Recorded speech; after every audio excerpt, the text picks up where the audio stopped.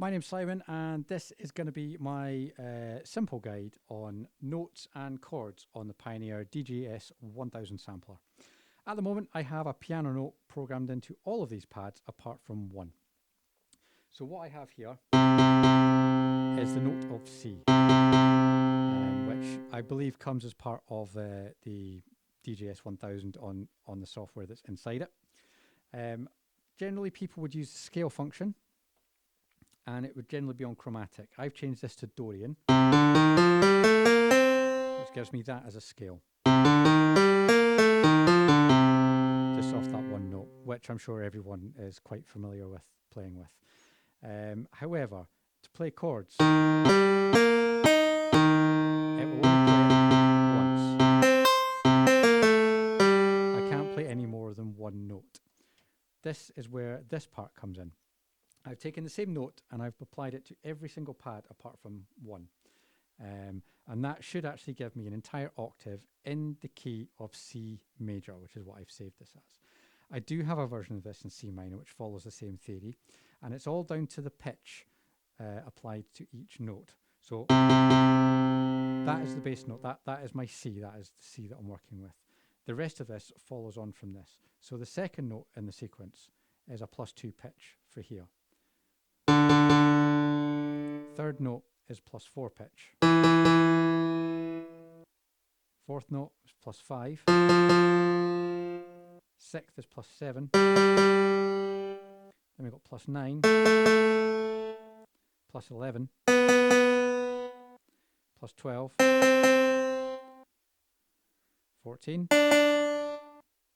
16, 17, 19, 21, 23, 24. And that's as high as it'll go. So that then gives me just like that. Now, as you see, because it's the same note, it follows the same tones, and we've just changed it by the pitch that I've just talked about on this part here. Because it's using individual pads opposed to the scale mode, I can now play more than one at a time, even though it's the same file effectively. It's the same C note. So by using basically a piano, it has allowed me to figure out what goes where. So with that in mind, I've kind of worked this out a bit like Tetris. It works in the shape of L's, I've discovered, for some of the chords you would use. So for the chord of C, you would have chord of D, chord of E, and you've got F, followed by G. So there's C to G in chords. So as I mentioned, because you've got effectively L shapes, you've got C, oh, try that again, C, F, G.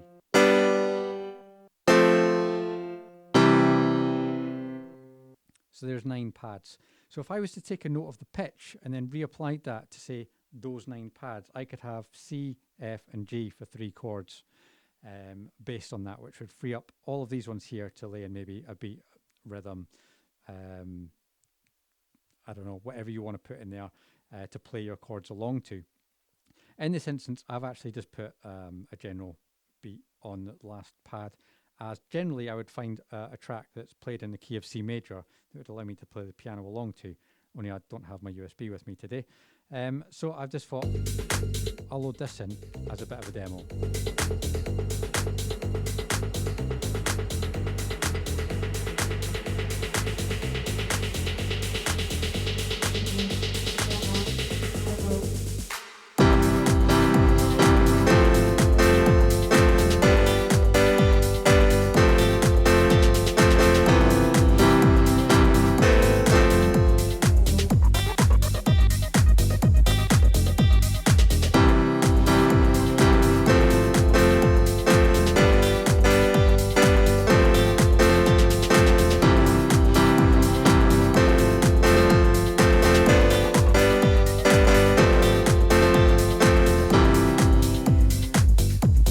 So now you can actually play along with tracks using this theory just by changing your pitch and using the same note, which gives you your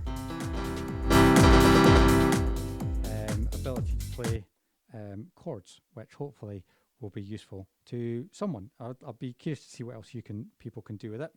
Obviously, with that, you can apply different effects. You can apply your general effects that you would normally apply, change your envelope or velocity on each note to make it sound more realistic, or even use the mixer to add parts in, for example, a bit of dub echo.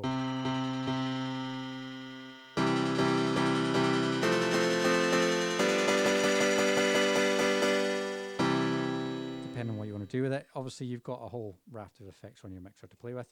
But that's the idea at this point. It's about being creative. So I'll leave that one to you and see what you come up with. But there you go. Chords on a DJS.